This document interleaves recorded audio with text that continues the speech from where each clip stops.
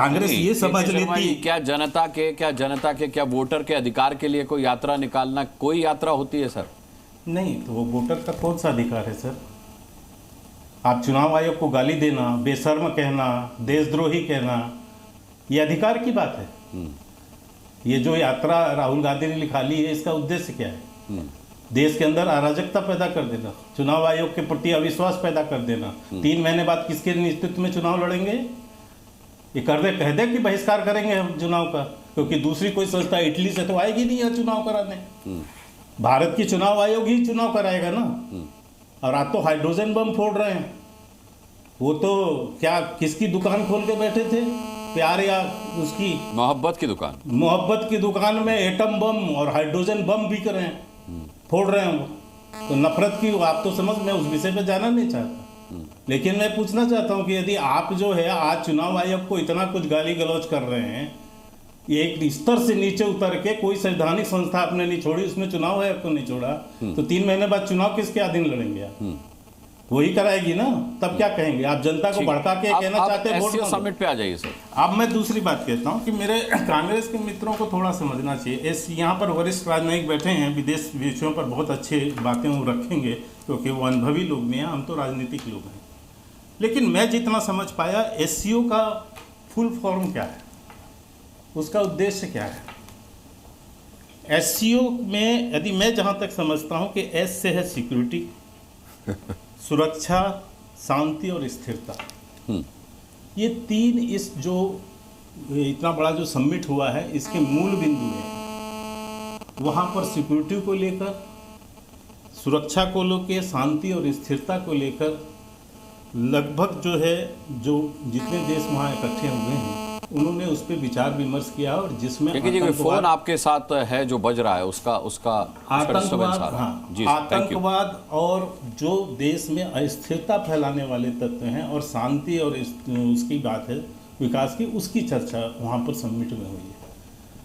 आपने देखा, आतंकवाद आज सबसे बड़ा मुद्दा है। सारे देशों ने एक मत से भारत के उस आतंकवाद के प्रस्ताव पर, जो प्रस्ताव पारित हुआ है, उसमें जो भारत के अंदर जो आतंकवादी घटना हुई, सबने उसकी मिलकर निंदा की है, सबने उसमें साइन किया है। ये बहुत बड़ी उपलब्धि है कि एक बार पुनः हमने पाकिस्तान को वहाँ एक्सपोज किया है। दूसरी बात, आप बार बार अमेरिका अमेरिका अमेरिका, अरे साहब, इस अमेरिका को बहुत बार हमने आईना दिखाया है। आपको याद होगा, इस अमेरिका ने जब अटल जी ने परमाणु पोखरण किया था, पोखरण विस्फोट किया था, इसी अमेरिका ने प्रतिबंध लगाए थे भारत के ऊपर। हमने माकूल जवाब दिया अटल जी के नेतृत्व में उस समय पर। यही सोनिया गांधी नई बनी थी अध्यक्ष कांग्रेस की, क्या क्या नहीं बोला इन लोगों ने पोखरण, परमाणु पोखरण पर। और उसके बाद अमेरिका के सैंक्शन में किस तरह से देश भर के अंदर में इन लोगों ने झूठ फैलाया था। क्या हुआ उसके बाद?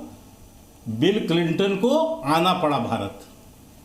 ये ताकत है 140 करोड़ भारतीयों की जी। ये भारत की विदेश नीति की। भाई 140 करोड़ में तो कांग्रेस भी आती है सर। नहीं, कांग्रेस कहां मानती है सर? ये तो कांग्रेस तो विदेश से चलती है, इनके नेता तो वहां से गाइडलाइन लेते हैं। एक बार नहीं, कई बार आपने एक्सपोज कर रखा है कि वहां के कौन से ऐसे षड्यंत्रकारी लोग हैं जिनके मार्ग पे, जिनके साथ इनकी बैठक होती है। विदेश जाके किससे मिलते हैं? कोई एक व्यक्ति ये बताएं जिसके कोई जो भारत के समर्थक लोगों से इनकी मुलाकात होती है। वहां तो सारे जॉर्ज सोरोस के लोगों के साथ बैठ के जो है षड्यंत्र कैसे रचा जाए, भारत को नीचा। ये क्या देख रहे हैं आप? ये जो चुनाव आयोग के अगेंस्ट जो आंदोलन हो रहे हैं, ये किसके देन है? आप सरासर झूठ देख रहे हैं। लेकिन फिर भी भारत को कैसे नीचा दिखाया जाए, इसके लिए विदेशी अभी ये कह रहे, चीन के संदर्भ में बड़ी चर्चा की। इनका नेता कहता था 2000 किलोमीटर अंदर चले गए। मुझे तो आश्चर्य होता है, 2000 किलोमीटर स्क्वायर वर्ग मीटर क्या सुना रहे थे?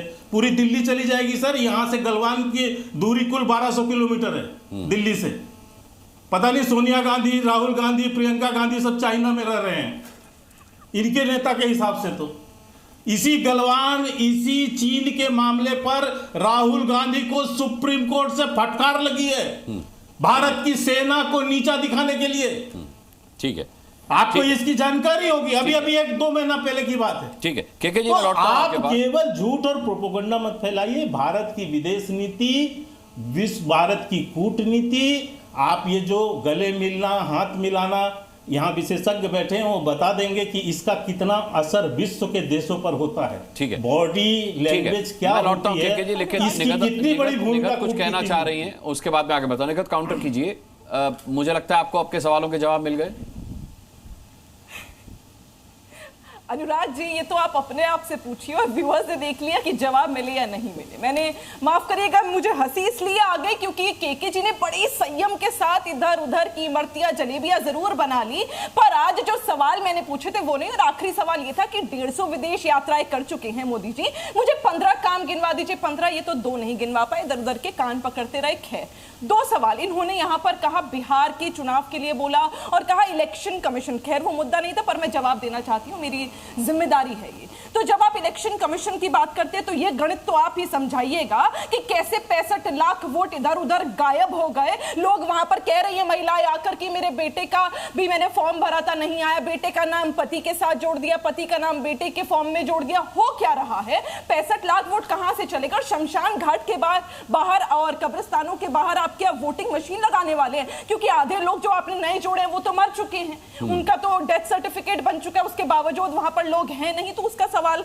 उसका जवाब आप जरूर दीजिएगा। और 1700 लोग एक ही एड्रेस पर कैसे रजिस्टर्ड है, या तो आप बता सकते हैं या गलबैया कर रहे हैं आपके इलेक्शन कमीशन बता सकता है। खैर, 2 चीजें इन्होंने बोले विश्व में, क्योंकि कहा कि विश्व में देखिए विश्व गुरु का। हाँ, मैं तो कह रही हूं फोटोज अच्छी आती हैं भैया, बहुत बढ़िया आपकी पीआर डिप्लोमेसी हो रही है कि फोटो आप खिंचवा कर ले आते हैं। पर मुझे ये बताइए कि WT हो या फिर OECD हो, इन्होंने कैसे बोल दिया कि इकोनॉमी का बंटाधार होने वाला है? इनके सर्वे कह रहे हैं। भैया मैं नहीं कह रही हूं, डेटा पढ़ के आओगे तो पता चल जाएगा। जो आप कहते हैं ना रट्टा वो रट्टा, आपको मारना पड़ेगा, नहीं तो इधर उधर की बातें आप करेंगे। जनता का पैसा लगता है, जनता का करोड़ों रुपया भी। हाल ही की यात्रा में अगर PM मोदी की बात कर ले तो RTI में आया कि 20 करोड़ रुपए सिर्फ होटल में लग गया।